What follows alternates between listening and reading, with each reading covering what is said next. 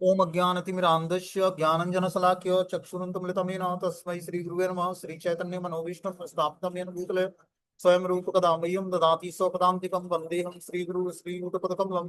श्रीगुरून् वैष्णवाचं श्रीरूपं साग्रजातं सगण रघुनाथान्वितं तं सजीवं साद्वैतं सावधूतं परिजनसहितं कृष्णचैतन्यदेवं श्रीराधाकृष्णपादान् सगणललिता श्रीविशाखान्विताश्च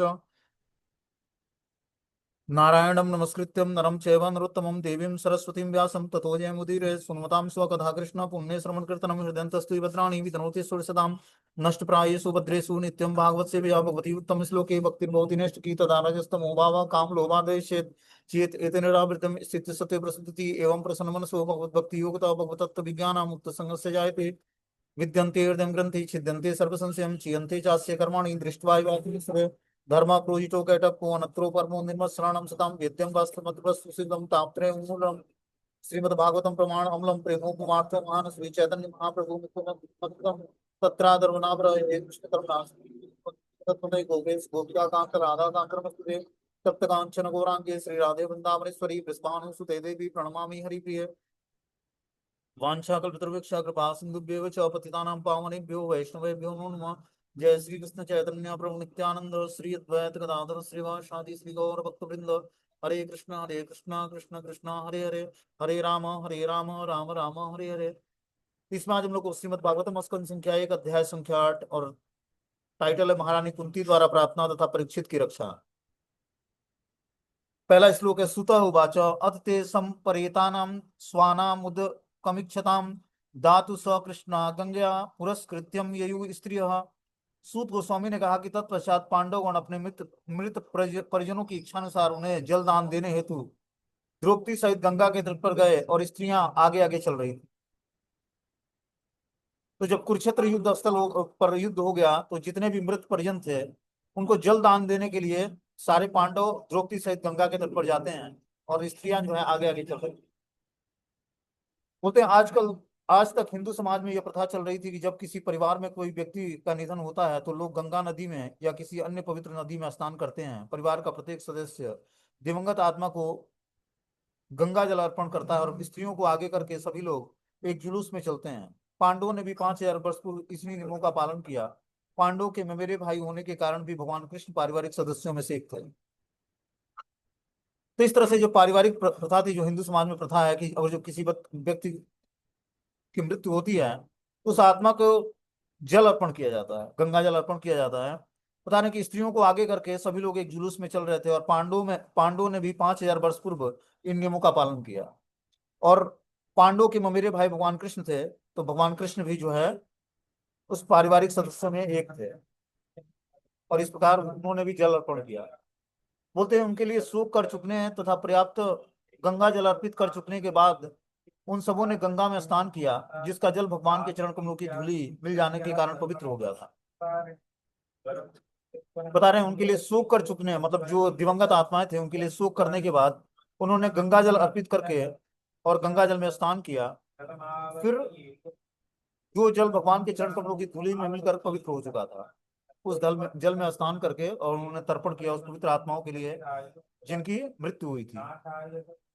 बोलते हैं वही कुरुवंशियों के राजा महाराजा युधिष्ठिर अपने छोटे भाइयों धृतराष्ट्र गांधारी कुंती और द्रौपदी सहित बैठ गए और वे सभी शोक से अत्यधिक पीड़ित हो गए। भगवान कृष्ण भी वहां थे। तो बता रहे हैं कि इस प्रकार सारे कुरुवंशी जो थे महाराजा युधिष्ठिर अपने छोटे भाई धृतराष्ट्र गांधारी कुंती और द्रौपदी सहित सभी बैठ जाते हैं और सभी शोक व्यक्त करते हैं और इस प्रकार भगवान कृष्ण भी वहीं बैठ जाते हैं। सर्वशक्तिमान के कठोर नियमों तथा जीवों पर उनकी प्रतिक्रियाओं का दृष्टांत देते हुए भगवान श्री कृष्ण तथा सारे मुनियों ने समस्त अस्तब्ध और शोक जनों को ढाढ़स बताया। तो जितने भी वहां पर मुनि उपस्थित थे सारे मुनिगण और भगवान श्री कृष्ण ने जितने भी शोक संतप्त लोग थे उनको क्या किया, हिम्मत बढ़ाया। और जिस प्रकार बताने कि सर्वशक्तिमान के कठोर नियमों तथा जीवों पर उनकी प्रतिक्रिया का दृष्टांत देते हुए कि प्रकृति का जो नियम है और जीवों की जो प्रतिक्रिया है, तो जीवों की प्रतिक्रिया जब कठोर नियमों के अंतर्गत जब आते हैं जीवात्मा तो उसके अंदर कुछ प्रतिक्रिया होती है। प्रतिक्रिया मतलब मान लो कि कोई व्यक्ति की मृत्यु होती है तो परिवार के सारे सदस्य शोकग्रस्त हो जाते हैं, ठीक है ना। तो उस सिचुएशंस में क्या हुआ, सारे मुनि और श्री कृष्ण ने उन सबको ढाढ़स बंधाया और शोकार्त जनों को जो कि स्तब्ध हो चुके थे उनको समझाने का प्रयास किया। बोलते परमेश्वर के आदेश के अधीन प्रकृति के कठोर नियम किसी जीव के द्वारा बदले नहीं जा सकते हैं। सारे जीव निरंतर निरंतर सर्वशक्तिमान भगवान के अधीन है। भगवान ही सारे नियम तथा आदेश बनाते हैं जिन्हें सामान्य रूप से धर्म कहते हैं। कोई भी व्यक्ति धार्मिक नियम नहीं बना सकता। भगवान के आदेश का पालन करना ही प्रमाणिक धर्म है। तो देखो प्रकृति के जो नियम है, व्यक्ति या तो भगवत नियम या भगवत गाइडेंस में रहता है, या प्रकृति के नियम के द्वारा वो प्रताड़ित होता है या सुरक्षित रहता है। और प्रकृति के नियम एक जैसे सारी जीवात्माओं पर लागू होते हैं। ऐसा नहीं कि जो है भक्त पर लागू होगा और अभक्त पर लागू नहीं होगा, ऐसा नहीं है। प्रकृति के नियम सबके लिए समान है और सबको समान रूप से दंडित करते हैं। हाँ, जो भगवान का भक्त होता है, भगवान की भक्ति करने का प्रयास करता है, उसको कुछ कंसेशन मिल जाता है, भगवान की तरफ से रिबेट मिल जाता है। लेकिन जो भगवान की भक्ति में नहीं जुड़ा है, उसको तो प्रकृति के द्वारा पूर्ण रूप में जो प्रकृति का नियम है उसके अनुसार उसको कर्म करने पड़ते हैं, उसी के अनुसार उसको सजा मिलती है। बोलते हैं कोई भी व्यक्ति धार्मिक नियम नहीं बना सकता। भगवान के आदेश का पालन करना ही प्रमाणिक धर्म है। तो भगवान का आदेश जो है, हर जीवात्मा को पालन करना ही प्रमाणिक धर्म है। और भगवत गीता का आदेश ही भगवान का आदेश है। भगवान के ये आदेश भगवत गीता में स्पष्ट रूप से घोषित हैं। प्रत्येक व्यक्ति को चाहिए कि वह केवल उनका या उनके नियमों का अनुसरण करे। इससे वह भौतिक तथा आध्यात्मिक दोनों प्रकार से सुखी हो सकेगा। तो जब हम भौतिक भगवान के द्वारा बताए हुए नियमों का पालन करते हैं तो हमारा भौतिक और आध्यात्मिक जीवन दोनों सुखी होगा। वो आदेश भगवत गीता में दिया हुआ है। जब तक हम इस भौतिक जगत में हैं तब तक हमारा यह कर्तव्य है कि हम भगवान के आदेशों का पालन करें। यदि भगवत कृपा से हम इस भौतिक संसार के बंधन से छूट जाएं तो भी अपनी मुक्ति अवस्था में हम भगवान की प्रेमा में दिव्य सेवा कर सकते हैं। तो पहले हमें भगवान के द्वारा बनाए हुए जो लॉ है, नियम है, सिद्धांत है, उसको फॉलो करना पड़ेगा। जब हम पालन करेंगे तब जाकर धीरे धीरे जो है इस प्रकृति के बंधन से छूट पाएंगे या कर्म बंधन से छूट पाएंगे। देखो भगवान ने स्वतंत्रता दी है कि जीवात्मा या तो भगवान की शरण ग्रहण करे या प्रकृति की शरण ग्रहण करे। प्रकृति मतलब माया। तो जो भगवान की शरण नहीं ग्रहण करता है तो वो माया के संरक्षण में होता है, और माया उसको क्या करती है, त्रय ताप देकर और उसको शुद्ध करती है। और फिर जीवात्मा प्रताड़ित होकर त्रय तापों से, और धीरे धीरे उसके अंदर इच्छा होती है कि कैसे मैं इस भौतिक संसार के अनवांटेड प्रताड़नाओं से ऊपर उठ पाऊंगा। फिर वो, और इस प्रकार वो क्या करता है, प्रार्थनाएं करता है भगवान से और सर्च करता है कि हमारे समस्याओं का असली समाधान क्या है। कब? जब उसको रियलाइज होता है कि हम प्रताड़ित हो रहे हैं प्रकृति के द्वारा। और ये तभी रियलाइज होगा जब हम भगवत भजन करेंगे, भगवान के दिए हुए शास्त्रों को पढ़ेंगे, भगवत गीता भागवतम को, और नाम जब करेंगे तभी हमें रियलाइज होगा कि इस भौतिक संसार में भौतिक कष्ट है। उस तरह कष्टों का अनुभव नहीं होगा। जब तक हम भगवान की भक्ति से नहीं जुड़ेंगे तब तक कष्टों का रियलाइजेशन नहीं। समझ रहे हो बात को? और जब तक कष्टों का रियलाइजेशन नहीं होगा तब तक हम छूटेंगे कैसे? अब नॉर्मल व्यक्ति के लिए देखो, बारिश हो या ठंड हो या गर्मी हो, उसका अपना रूटीन है, उस रूटीन में वो फिट होता है। उसको लगता ही नहीं कि कुछ जीवन में और कुछ करना चाहिए, कुछ आगे प्रोग्रेस करना चाहिए। उसके जीवन का उद्देश्य बस आहार, निद्रा, भय और मैथुन जीवन, चार चीजों पर केंद्रित होता है। उसके अलावा पांचवा क्या कार्य है, कुछ नहीं है उसको, कोई मतलब ही नहीं है। शारीरिक लेवल के सारे धर्म फॉलो करता है, लेकिन आध्यात्मिक धर्म उसका क्या है उसके बारे में उसको पता ही नहीं। तो अपने आप में वो प्रसन्न होता है क्योंकि उसका अपना उसने एक दायरा बना लिया है कि मुझे सुबह उठना है, ऑफिस जाना है, काम करना है, फिर शाम को घर पे आना है, खाना पीना है, सोना है। एक रूटीन में बन गया वो। लेकिन आध्यात्मिक जीवन में व्यक्ति सोचता है कि किस तरह मैं और ज्यादा अच्छे तरीके से भगवान को प्रसन्न करने के लिए सेवा कर पाऊं। और इस प्रकार वो भगवान की सेवा करने के लिए अपना 100% समय देता है और भगवान को प्रसन्न करना चाहता है। बता रहे हैं अपनी भौतिक अवस्था में आध्यात्मिक दृश्य के अभाव से हम न तो अपने आप को देख पाते हैं और न ही भगवान को। लेकिन जब हम भौतिक आसक्तियों से मुक्त होकर अपने मूल आध्यात्मिक स्वरूप को प्राप्त करते हैं तो हम अपने आप को तथा भगवान को साक्षात देख सकते हैं। बता रहे हैं भौतिक आसक्तियों से मुक्त होकर ही हम अपने मूल आध्यात्मिक स्वरूप को प्राप्त कर सकते हैं।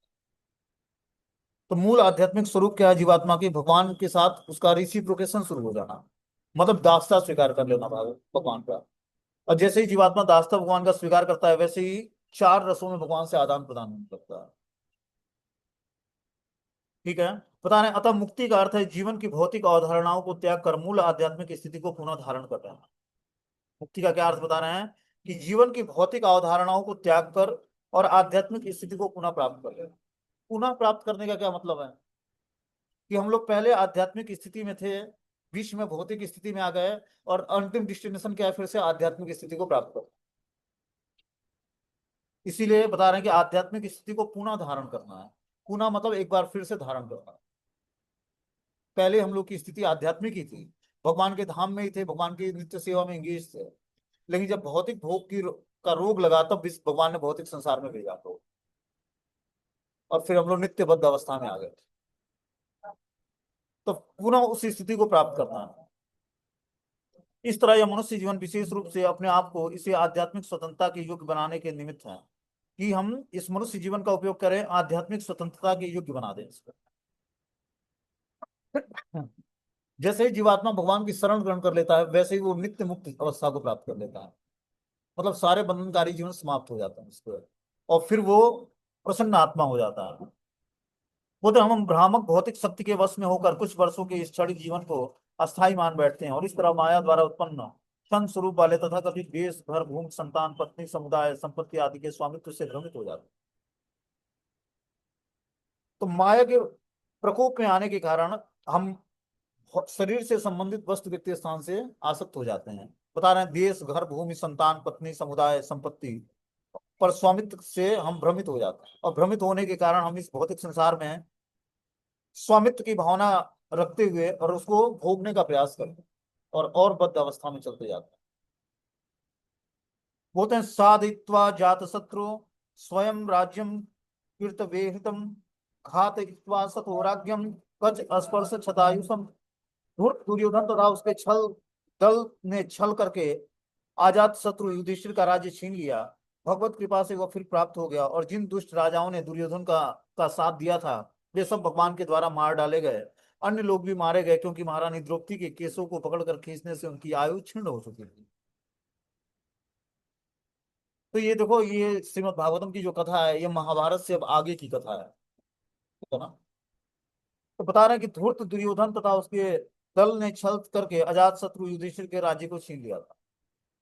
हम सबको पता है कि जुआ हुआ, उसमें शकुनी एक तरफ था और दुर्योधन, और दूसरी तरफ पांडव थे। और छल से क्या हुआ, शकुनी ने पासा फेंका और धीरे धीरे युधिष्ठिर के सारी चीजों को हरण कर लिया। मतलब जुए में सब कुछ दाव लगाया इन्होंने, और दाव लगाकर सब कुछ हार गया। भगवत कृपा से वो फिर प्राप्त हो गया, और जिन दुष्ट राजाओं ने दुर्योधन का साथ दिया था, वे सब भगवान के द्वारा मार डाले गए। तो भगवान एक एक करके सारे आसुरी साम्राज्य का विनाश कर दिया भगवान ने। बता रहे अन्य लोग भी मारे गए, क्योंकि महारानी द्रौपदी के केसों को पकड़कर खींचने से उनकी आयु क्षीण हो गई थी। इस प्रकार महारानी द्रौपदी के केसों को पकड़कर जब उन्होंने खींचा, तो उनकी आयु क्षीण हो गई, क्योंकि ये सती स्त्री थी। इस कारण से उनकी आयु क्षीण हो गई। बताना कि गौरवपूर्ण दिनों में या कलयुग के आगमन के पूर्व ब्राह्मण गाय स्त्री बालक और वृद्ध पुरुषों की समुचित रक्षा की जाती। ब्राह्मणों की रक्षा से आध्यात्मिक जीवन प्राप्ति के लिए नितांत वैज्ञानिक संस्कृति वर्णाश्रम व्यवस्था का पालन होता था। गायों की रक्षा से भोजन का चमत्कारी रूप अर्थात जीवन के उच्च आदर्शों को समझने के लिए मस्तिष्क के सूक्ष्म तंतुओं को बनाए रखने वाले दूध मिलता था। स्त्रियों की रक्षा से समाज में सुचिता बनी रहती थी, जिससे हमें शांति सुस्थिरता और जीवन की उन्नति के लिए अच्छी संतानें मिलती थी। मतलब स्त्रियों की रक्षा से समाज में जो है पवित्रता बनी रहती। जब स्त्रियां पवित्र होती हैं, तो समाज में शांति सुस्थिरता और जीवन की उन्नति के लिए अच्छी संतानें मिलती। बोलते हैं बच्चों की रक्षा से मनुष्य जीवन को वह सुनहरा अवसर प्राप्त होता है, जिससे वो भवबंधन से मुक्ति प्राप्त करने के योग्य हो जाता है। बालकों की ऐसी रक्षा उसके जन्म के दिन से ही गर्भाधान संस्कार नामक शुद्धिकरण की प्रक्रिया के द्वारा प्रारंभ होती है। वृद्धों की रक्षा से उन्हें मृत्यु के पश्चात श्रेष्ठतम जीवन की तैयारी करने का शुभ अवसर प्राप्त होता है। इस तरह से ब्राह्मणों गायों स्त्रियों बच्चों और वृद्धों की रक्षा करने के लिए बता रहे हैं कि जब इस पांचों चीजों की रक्षा की जाती है, तो धीरे धीरे आदमी उच्चतर जीवन के प्रति प्रोग्रेस करता है। इस समय बता रहे हैं कि यहाँ पूरा दृष्टिकोण कोड ऐसे कारकों पर आधारित है, जिनसे सफल मनुष्यता प्राप्त होती है। इसके विपरीत सजावटी सजावटी कुत्ते और बिल्लियों की सभ्यता है। उपयुक्त निर्दोष प्राणियों का वध सर्वथा वर्जित है, क्योंकि यदि उनका अपमान भी किया जाए तो आयु क्षीण हो जाती है। तो ऊपर बताया गया कि ब्राह्मणों गायों स्त्रियों बच्चों और वृद्धों की अगर जो व्यक्ति सेवा नहीं करता है या इन निर्दोष प्राणियों का वध करता है, तो उससे क्या होता है, व्यक्ति का आयु क्षीण हो जाता है। और कलयुग में इन जीवों की समुचित सुरक्षा नहीं हो पा रही है, अतः वर्तमान पीढ़ी की आयु काफी घट गई है। इसी कारण से कलयुग में लोगों की आयु कम हो गई है कि वो ब्राह्मणों की, गायों की, स्त्रियों की, बच्चों की और वृद्धों की रक्षा नहीं करते। इस कारण से लोगों की आयु कम हो जाती है और आर्थिक समस्याएं आती हैं। और इस कारण से बता रहे हैं कि अवांछित संतानें उत्पन्न होती हैं स्त्रियों के की रक्षा न होने से, जिससे वर्ण संकर कहते हैं। सती स्त्री का अपमान करने का अर्थ है अपनी आयु को खतरे में डालना। दुर्योधन के भाई दुशासन ने आदर्श सती नारी द्रौपदी का अपमान किया, अतः दुष्टों को असमय ही मरना पड़ा। ये है भगवान के कुछ कठोर नियम जिनका ऊपर वर्णन किया कि जिस घर में स्त्री का अपमान होता है उस घर में लोगों की आयु घट जाती, जो कि दुशासन के साथ हुआ। वो असमय ही उसको मृत्यु को गले लगाना पड़ा। बता रहे हैं कि ये है, यही भगवान के कठोर नियम है, इसका ऊपर वर्णन हुआ। भगवान श्री कृष्ण ने महाराज युधिष्ठिर के 3 श्रेष्ठ अश्वमेध यज्ञ संपन्न कराए और इस तरह उनकी पवित्र ख्याति 100 यज्ञ करने वाले इंद्र की तरह ही सर्व दिशाओं में फैल गया। तो जब युधिष्ठिर महाराज को राजा बनना था उससे पहले भगवान ने 3 श्रेष्ठ अश्वमेध यज्ञ संपन्न कराए राजा युधिष्ठिर महाराज से, और इस तरफ उनकी पवित्र ख्याति जो है 100 यज्ञ करने वाले इंद्र की तरह सर्व दिशाओं में फैल गया, क्योंकि ये यज्ञ भगवान ने संपन्न कराया। बोलते हैं महाराजा युधिष्ठिर द्वारा अश्वमेध यज्ञ संपन्न किए जाने की भूमिका जैसा है, स्वर्ग के राजा इंद्र के साथ महाराजा युधिष्ठिर की तुलना महत्वपूर्ण है। स्वर्ग का राजा अपने ऐश्वर्य में महाराजा युधिष्ठिर की अपेक्षा हजारों गुना बढ़कर है, तो भी महाराजा युधिष्ठिर की ख्याति कम न थी।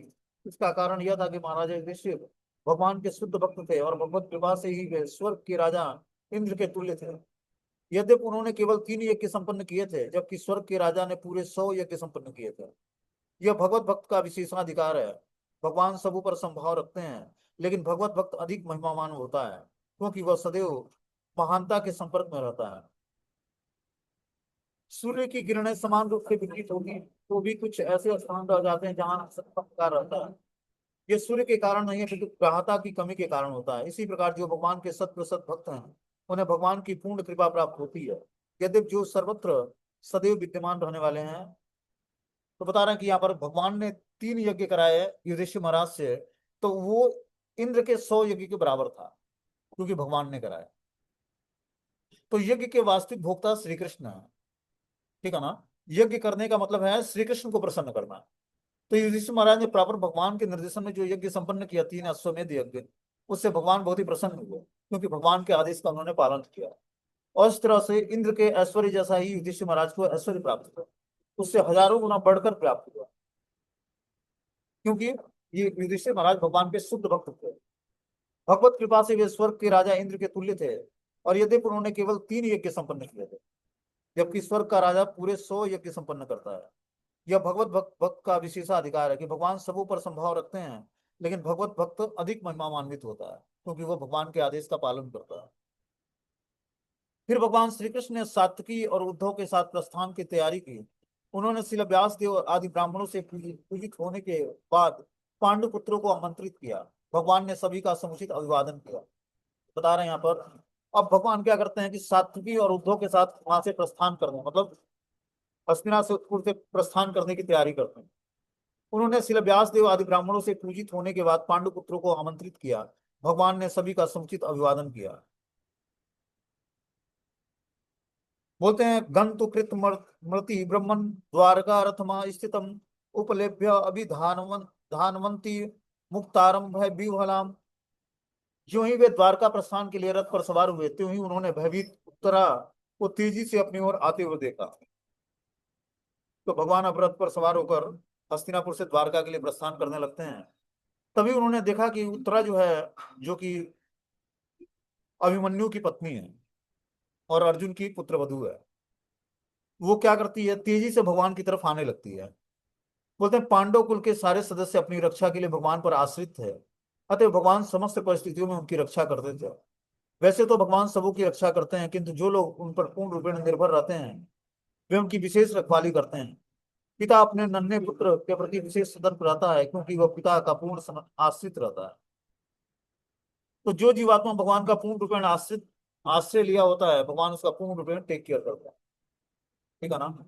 उसी में से पांडव लोग थे, क्योंकि वो पूर्ण रूपेण भगवान पर आश्रित थे।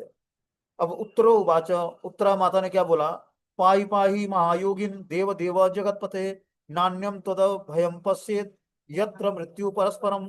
उत्तरा ने कहा, हे देवादिदेव भगवान श्री कृष्ण, हे ब्रह्मांड के स्वामी, आप सबसे महान योगी हैं, कृपया मेरी रक्षा करें, क्योंकि इस द्वैतपूर्ण जगत में मुझे मृत्यु के पास से बचाने वाला आपके अतिरिक्त अन्य कोई नहीं है। इस तरह से उत्तरा माता भगवान से प्रार्थना करती है कि हे ब्रह्मांड के स्वामी, आप महान योगियों में भी सर्वश्रेष्ठ योगी हैं, कृपया आप हमारी रक्षा करें, क्योंकि इस दैत्यपूर्ण जगत में मुझे मृत्यु के पास से बचाने वाला आपके अतिरिक्त अन्य कोई नहीं है। आगे बता रहे हैं कि अभी द्रवती मामिषम सरस सब तप्ता यशोभिभुम कामम दहतु मानाथम मामे गर्भो निपात्यताम। हे प्रभु, आप सर्वशक्तिमान हैं, इस दहकता हुआ लोहे का बाण मेरी ओर तेजी से आ रहा है। मेरे प्रभु, यदि आपकी इच्छा हो तो यह मुझे भले ही जला दे, लेकिन यह मेरे गर्भ को जलाकर गर्भपात ना करे। हे प्रभु, कृपया मेरे पर इतना अनुग्रह करें। तो इस प्रकार जो है बता रहे हैं कि जो है, यदि आपकी इच्छा हो तो आप मुझे ये ब्रह्मा जो लोहे का बाण मेरी तरफ आ रहा है तेजी से, इससे हमारी आप रक्षा करें, और इससे मेरा जो गर्भ है वो उसका गर्भपात ना हो। हे प्रभु, कृपया मेरे पर अनुग्रह करें। बोलते हैं उत्तरा के पति अभिमन्यु की मृत्यु के बाद की यह घटना है। अभिमन्यु की विधवा पत्नी उत्तरा अपने पति का अनुसरण करती, लेकिन वह गर्भिणी थी, और परम भगवत भक्त महाराजा परीक्षित उसके गर्भ में थे, अतः उनकी रक्षा करना उसका परम धर्म था। माता के ऊपर बहुत बड़ा उत्तरदायित्व होता है कि वह शिशु की सभी प्रकार से रक्षा करे। अतः भगवान श्री कृष्ण के समक्ष अपनी बात कहने में उत्तरा लजाई नहीं। उत्तरा एक महान राजा की पुत्री, एक महान वीर की पत्नी, एक महान भक्त की शिष्या थी। बाद में वह एक श्रेष्ठ राजा की मां बनी। वह सभी प्रकार से भाग्यशालिनी थी। तो इस तरह से उत्तरा के गर्भ में परीक्षित महाराज थे, और वो पांडवों के मात्र एक लास्ट वारिस बचे हुए थे, क्योंकि द्रौपदी के 5 पुत्रों को तो अश्वत्थामा ने वध कर दिया था। अब लास्ट ही उत्तरा के गर्भ में अभिमन्यु का अंश जो है परीक्षित महाराज के रूप में थे, और इसको भी ब्रह्मास्त्र छोड़ा गया उसका वध करने के लिए। बता रहे हैं कि सूत उवाच उपधार्यम वचस्तस्य भगवान भक्तवत्सलम अपांडवामिदं कर्तु द्रोणे स अस्त्र बुद्धयत्। सूत गोस्वामी ने आगे कहा कि उसके वचनों को धीरज के साथ सुनकर अपने भक्तों के प्रति सदैव अत्यंत वात्सल्य रहने वाले भगवान श्री कृष्ण तुरंत समझ गए कि द्रोणाचार्य के पुत्र अश्वत्थामा ने पांडव वंश के अंतिम वंशज को समाप्त करने के लिए ब्रह्मास्त्र फिर से छोड़ दिया। इस प्रकार जो अश्वत्थामा था, एक बार उसको क्षमा दे दिया गया। अब फिर वो क्या करता है, द्रोणाचार्य का पुत्र था ही, वो पांडव वंश के अंतिम वंशज जो उत्तरा के गर्भ में थे परीक्षित महाराज, उनको नाश करने के लिए उसने फिर से ब्रह्मास्त्र छोड़ दिया। बोलते हैं भगवान सभी तरह से निष्पक्ष हैं, तो भी वे अपने भक्तों का पक्ष लेते हैं, क्योंकि प्रत्येक व्यक्ति के कल्याण के लिए इसकी नितांत आवश्यकता है। पांडव कुल भक्त कुल था, अतः भगवान चाहते थे कि वे विश्व के ऊपर शासन चलाएं। यही कारण है कि दुर्योधन के दल के शासक को समाप्त करके उन्होंने महाराज युधिष्ठिर का शासन स्थापित किया। इसलिए वे गर्भ में स्थित महाराजा परीक्षित की रक्षा करना चाह रहे थे। वे नहीं चाहते थे कि संसार पांडव कुल से विहीन हो, जो आदर्श भक्तों का कुल है। तो भगवान जो है इस धराधाम पर जो भक्तों का कुल होता है, परिवार होता है, उसकी पूर्ण रूप में टेक केयर करता है, क्योंकि भक्त ही भगवान की प्रसिद्धि बढ़ाते हैं। तो भगवान भी भक्तों की प्रसिद्धि बढ़ाते हैं, उनकी रक्षा करते हैं। तो उन्होंने ये नहीं कभी चाहा कि पांडवों के कुल का जो है विनाश हो, वो पांडव कभी कुल से विहीन हो, ये कभी नहीं चाहा भगवान ने। भगवान ने क्या किया, भक्तों को के आदर्श कुलों की रक्षा की। इस प्रकार बता रहे कि हे महान विचारकों, मुनियों और सौनक जी, उस दहकते हुए ब्रह्मास्त्र को अपनी ओर आते देखकर पांचों पांडवों ने अपने अपने पांचों हथियार संभाले। तो जो ब्रह्मास्त्र छोड़ा था अश्वत्थामा ने, क्या करने के लिए, उत्तरा के गर्भ को नष्ट करने के लिए। उसको देखकर पांचों पांडव अपने अपने हथियार उठा लेते हैं। बता रहे कि ब्रह्मांड परमाणु हथियारों से सूक्ष्म होता है। ब्रह्मास्त्र जो होता है वो परमाणु हथियारों से भी सूक्ष्म होता है। अश्वत्थामा ने महाराज युधिष्ठिर आदि पांचों पांडवों को तथा उत्तरा के गर्भ में स्थित उनके एकमात्र पौत्र को मारने के लिए अपना ब्रह्मास्त्र छोड़ा था। अतएव ब्रह्मास्त्र जो परमाणु हथियार की अपेक्षा अधिक प्रभावशाली होता है और सूक्ष्मतर होता है, परमाणु बमों की भांति अंधा नहीं होता। जब परमाणु बम छोड़े जाते हैं तो वे लक्ष्य और अन्य वस्तुओं में अंतर नहीं कर पाते, एवं मुख्य रूप से निर्दोषों को हानि पहुंचाते हैं। क्योंकि इन पर किसी का नियंत्रण नहीं होता है। लेकिन ब्रह्मास्त्र ऐसा नहीं है, यह लक्ष्य को पहचानता है और निर्दोष को क्षति पहुंचाने बिना आगे बढ़ता है। तो ब्रह्मास्त्र जो होता है वो मंत्रों की सहायता से चलता है, ठीक है ना, और लक्ष्य का भेदन करता है, मतलब जिसको लक्ष्य करके चलाया जाएगा उसी को मारेगा। लेकिन आजकल जो परमाणु बम चलाया जाता है उससे साधारण व्यक्ति को भी नुकसान होता है। लेकिन पहले ऐसा नहीं था, पहले जो ब्रह्मास्त्र छोड़ा जाता था वो जिसको लक्ष्य बनाकर छोड़ा जाता था उसी व्यक्ति को क्षति पहुंचाता था। बोलते हैं सर्वशक्तिमान भगवान श्री कृष्ण ने यह देखा कि उनके अनन्य भक्तों पर, जो कि पूर्ण रूप से उनके शरणागत हैं, महान संकट आने वाला है। उनकी रक्षा के लिए तुरंत ही उन्होंने अपना सुदर्शन चक्र उठा लिया। तो भगवान ने इस संकट से बचाने के लिए क्या करते हैं, अपना सुदर्शन उठा लेते हैं। बोलते हैं अश्वत्थामा द्वारा छोड़ा गया ब्रह्मास्त्र परमाणु अस्त्र के समान तो था ही, लेकिन उसमें तेज और उष्मा अधिक थी। यह ब्रह्मास्त्र अधिक सूक्ष्म विज्ञान की देन है, जो सूक्ष्म ध्वनि अर्थात वेदों में अंकित एक मंत्र का प्रतिफल होता है। यह मंत्रों की सहायता से यह अस्त्र चलता है, ब्रह्मास्त्र। इस अस्त्र का दूसरा गुण यह है कि परमाणु बम के समान अंधा नहीं होता, क्योंकि अन्य किसी पर क्षति के बिना केवल लक्ष्य पर ही यह संधान किया जाता है कि जिसको लक्ष्य करके ब्रह्मास्त्र चलाया जाएगा उसे ही ये मारेगा। अश्वत्थामा ने इसे पांडु कुल के समस्त पुरुष व्यक्तियों को समाप्त करने के लिए छोड़ा था। अतः एक तरह से यह परमाणु बमों से भी अधिक घातक था, क्योंकि यह सर्वाधिक सुरक्षित स्थान में प्रवेश कर सकता था और लक्ष्य को कभी नहीं चूकता था। यह सब जानते हुए भगवान श्री कृष्ण ने तुरंत ही अपने भक्तों की रक्षा करने के लिए अपना निजी अस्त्र सुदर्शन उठा लिया, क्योंकि ये भक्त कृष्ण के अतिरिक्त अन्य किसी को नहीं जानते थे। भगवत गीता में भगवान ने स्पष्ट रूप से कहा है कि उनके भक्तों का कभी विनाश विनाश नहीं होता। वे भक्तों द्वारा की गई भक्ति में सेवा की मात्रा या गुण के आधार पर कार्यवाही करते हैं। यहाँ पर अनन्य विषयात्मनाम शब्द महत्वपूर्ण है। पांडवगण स्वयं महान योद्धा होते हुए भी भगवान के संरक्षण में शत प्रतिशत आश्रित थे। लेकिन भगवान है कि बड़े से बड़े योद्धाओं की अपेक्षा उपेक्षा करके क्षण भर में ही उसका विनाश कर देते हैं। जब उन्होंने देखा कि अश्वत्थामा के ब्रह्मांड को काटने के लिए पांडवों के पास बिल्कुल समय नहीं रह गया, तो उन्होंने अपने ही प्रण को भी तोड़ते हुए तुरंत अपना सुदर्शन उठा लिया। क्योंकि कुरुक्षेत्र का युद्ध समाप्त समाप्त प्राय था, तो भी अपने प्रण के अनुसार उन्होंने अपना अस्त्र नहीं उठाना चाहिए था। लेकिन इस समय तो प्रण की अपेक्षा आपातकाल अधिक महत्वपूर्ण था। वे भक्त वत्सल के रूप में अपनी सुविदित हैं, अतः वे ऐसे सांसारिक आदर्शवादी नहीं बनना चाहते थे जो कभी अपना प्रण नहीं तोड़ेगा। अभी तो उन्होंने भक्त वत्सलता बनाए रखना अधिक पसंद किया। तो भगवान ने ये प्रतिज्ञा किया था कि मैं कुरुक्षेत्र युद्ध स्थल में या कुरुक्षेत्र युद्ध स्थल के बाद भी अस्त्र नहीं उठाऊंगा या किसी योद्धा को मारूंगा नहीं। लेकिन भगवान ने यहाँ क्या किया, उस ब्रह्मास्त्र से पांडवों की रक्षा करने के लिए भगवान ने अपना सुदर्शन उठाया। अपने व्रत को तोड़ दिया उन्होंने, जो उन्होंने प्रतिज्ञा लिया था, और उन्होंने भक्तों की रक्षा करने के लिए ये ऐसा कार्य किया। बता रहे हैं कि उन्होंने भक्त वत्सलता बनाए रखने रहना भक्त वत्सल बने रहना अधिक पसंद किया, कि भगवान भक्त वत्सल हैं, भक्तों की रक्षा करते हैं। तो इस तरह से ब्रह्मास्त्र को समाप्त करने के लिए भगवान ने अपना सुदर्शन उठाया और अपने वचन को तोड़ दिया। बोलते हैं अंत अस्तम सर्वभूतात्मा आत्मा योगेश्वरो हरि सर्व माया वृणो गर्भ वैराट्य कुरु तन तवे। परम योगेश्वर श्री कृष्ण प्रत्येक व्यक्ति के हृदय में परमात्मा के रूप में निवास करते हैं। अतएव कुरुवंश की संतति की रक्षा करने के लिए उन्होंने उत्तरा के गर्भ को अपना निजी शक्ति से आवृत कर दिया। इस प्रकार भगवान ने क्या किया, उत्तरा के गर्भ को अपनी शक्तियों से आवृत कर लेते हैं, ताकि उसमें पल रहा भगवान का महान भक्त परीक्षित महाराज से उनकी रक्षा हो सके। बोलते हैं परम योगी भगवान परमात्मा स्वरूप में अर्थात अपने पूर्ण अंश के रूप में एक ही समय में प्रत्येक व्यक्ति के हृदय में तथा परमाणु के भीतर भी निवास कर सकते हैं। अतः उन्होंने महाराजा परीक्षित को बचाने के लिए तथा महाराजा कुरु के वंश की रक्षा करने के लिए उत्तरा के गर्भ में को आच्छादित कर दिया। महाराजा पांडु की कुरु के वंशज थे। इस प्रकार धृतराष्ट्र और पांडु दोनों ही पुत्र महाराजा कुरु के वंशज थे। अतः दोनों ही सामान्य रूप से कुरु कहलाते थे।